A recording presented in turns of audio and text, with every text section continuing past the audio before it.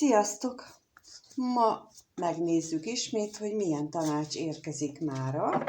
Milyen tanácsot kapunk ma. Lássuk is a kártyát. Lássuk, hogy milyen tanács érkezik a mai napra. Ennyi. Ennyi jött ki, úgyhogy meg is hagyjuk. Tulajdonképpen kijött a botok tize, az akasztott ember, az érmékaprótja és a kelyhe kásza. Ezek alapján azt mondom, hogy olyan helyzetben lehettek, hogy már egy nagyon jó hosszú ideje annyi terhet cipeltek, hogy szinte beleroskadtok, és bele vagytok ragadva ebbe a helyzetbe. És nem is látjátok a kiutat. És nagyon sok esetben azt gondolom, hogy körbe-körbe jár a gondolatotok a körül, hogy mit lehetne tenni, hogy már el lehetne ebből kiindulni, kiszabadulni, de ahogy érzem, ez csak körbe-körbe mennek, semmi nem változik a gondolatmenetetekben, és ezért ugyanott tartotok, ugyanúgy cipelitek a terhet, és úgy érzitek, hogy ez a végtelenségig így lesz már. Tehát, hogy itt ebbe bele vagytok ragadva, szinte már lehúz a mélybe, olyan nagy súllyal nehezedik rátok ez a teher, és nem veszitek észre azt a picike kis rést, ahol ki lehetne lépni ebből a körforgásból, és valamilyen másfajta szemszögből ránézni a dolgokra. És akkor mondok itt például egy példát. Nagyon gyakran tapasztalom azt, hogy azt várjuk, hogy kívülről valaki jöjjön, és akkor megmondja nekünk azt, hogy mi az, amit nem jól csinálunk. De alapvetően mi az, hogy nem jól csinálunk? Kinek nem csináljuk jól? És sok esetben erre vonatkozik az, hogy olyan szemszögből nézzük a dolgokat, a dolgainkat, a terheinket, amiket cipeljük, hogy ha én ezen változtatok, akkor neki, ez fájdalmat fog okozni. És közben nem veszünk tudomást arról, hogy nekünk a hátunk már beszakad a súly alatt, gerincsévtől kezdve az összes lumbágós, derékfájás problémáig mindezt tudja okozni, hogy a mások kedvében járás miatt próbálunk mi cipelni ezeket a terheket, és közben csak annyit kellene, hogy végig gondoljuk magunkban, hogy mi lenne, ha egyszer a saját kedvünk miatt csinálnánk valamit. Nem azért, hogy másoknak mi a jó, hanem azért, hogy magunknak mi a jó. Lehet, hogy első pillanatra ez nagyon durván hangzik, de nem kell olyan nagy dologra gondolni, hanem például gondolok itt ilyenre, hogy a nők, vagy mindegy ki, szóval minden nap szépen megcsinálják a vacsorát.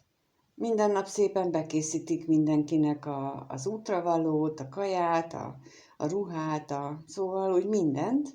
És akkor egyszer azt mondja a családnak, hogy bocsánat, én ma magammal szeretnék tölteni 1 órát, és így nem jut időm arra, hogy ezt mind elkészítsem, úgyhogy legyetek kedvesek, segítsetek nekem, és tudjátok, hogy hogy szoktunk, csináljátok meg ma, kérlek. És az elsőre ez nagyon durván fog hangzani. A a környezetnek biztosan. És ti meg azt gondoljátok, hogy elárultátok őket, és becsaptátok. És ilyet nem tesz egy rendes ember. De ki mondja meg, hogy ki a rendes ember, és ki nem? Ki állítja fel ezeket a szabályokat?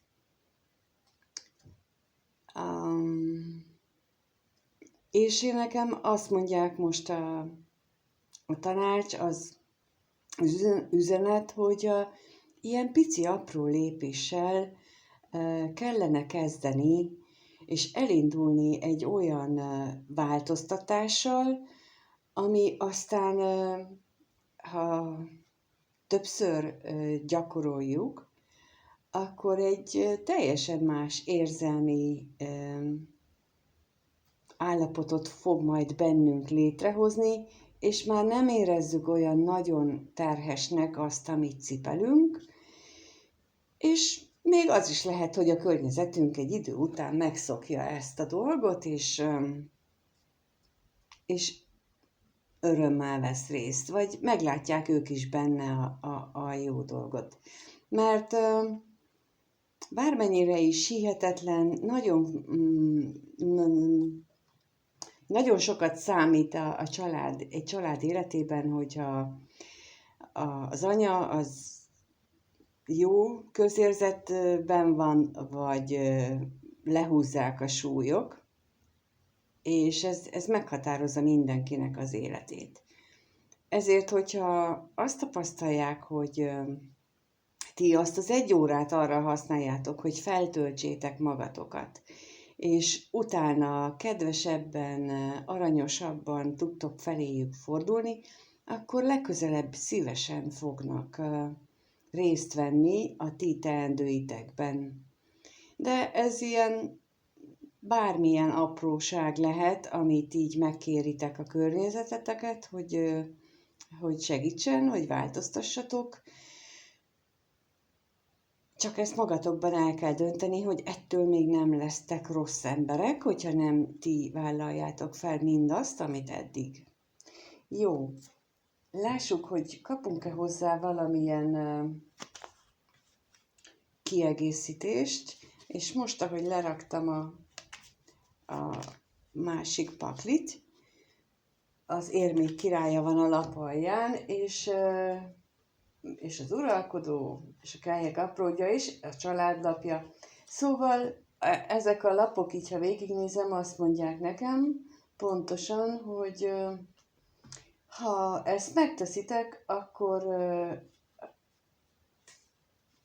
mindenki, apraja, nagyja, a család apraja, nagyja megélheti a boldogságot, az örömteli változást, ha ügyesen csináljátok. Jó, akkor lássuk, hogy mit kapunk a boldog 10-esére, kiegészítő információként. Jött a gyermek és a gyűrű az akasztott emberre, a csillag és a torony, a érmékapródja, ott a kígyó és a hold, és a kelyhek ászára, az egerek és a horgony. Hát a gyermek és a gyűrű a botok 10-esén egyértelműen nekem a családnak a terheit jelenti, így a botok 10-esével együtt. Tehát azt gondolom, hogy ebben a környezetben kell körülnézni, hogy mit vesztek magatokra, olyan terheket, amiket nem kellene, és amin lehet változtatni. És ilyen apró dolgokkal, ugye az akasztott emberre kijött a csillag és a torony, és ez ugyanaz, hogy ugyan a terhek cipelése közben nagyon sok sebet ejtünk saját magunkon tulajdonképpen, illetve néha már a környezetünk is rajtunk, mert nem értékelik a kellően, legalábbis a mi véleményünk szerint, nem értékelik kellően a tetteinket, és akkor ez gyakran durcizásba megy át, amire ugye azt mondják a lapok, hogy akkor ezen próbáljuk másképp szemlélni, és próbáljuk az ő szemszögükből megnézni, hogy mi mit csinálunk. És a kígyó és a hordlapja pontosan ezt erősíti meg bennem, hogy a holdlapjával, hogy nem látjuk azt, hogy ők bennük a környezetünk tagjaiban milyen gondolatokat, érzéseket vált ki az, amit mi csinálunk. Gyakran megakadályozzuk azt, hogy őket a saját fejlődésükben, és ezért jó lenne, hogyha ezeket is figyelembe vennénk, hogy rájuk milyen hatással van a mi túlzott tehercipelésünk. És ugye, amint mondtam, hogy a kelyhek ászával, ha ezeket így képesek vagyunk átalakítani, megváltoztatni, az életünkből kiszórni azokat a dolgokat, hitrendszereket, hogy nekünk mit kell szerintünk csinálni, akkor egy tartalmasabb, boldogabb életszakaszt tudunk elindítani, ami mellett viszont örömmel lehorgonzunk, és örömmel fogunk ott tenni-venni, és ez mindenkinek egy pozitívabb, kellemesebb élethelyzetet tud teremteni. Köszönöm, hogy itt voltál és meghallgattad. Köszönöm, ha lájkolsz, feliratkozol, és köszönöm, hogyha megírod, hogy esetleg neked milyen ilyen berögződéseid vannak, mik azok, amin jó lenne változtatni, és mennyire tartod ilyen elképzelhetetlennek azt, hogy változtassál a dolgokon, vagy mennyire fontos a számodra az, hogy mit szól hozzá és akkor itt bárkire gondolhatsz. Szóval köszönöm, ha ezeket megosztod velem, itt a megjegyzésben, vagy külön az elérhetőségeken úgy is megfelel, hogyha nem akarod nyilvánosságra hozni. Tehát köszönöm mindenkinek, és további szép napot, illetve minden jót kívánok. Sziasztok!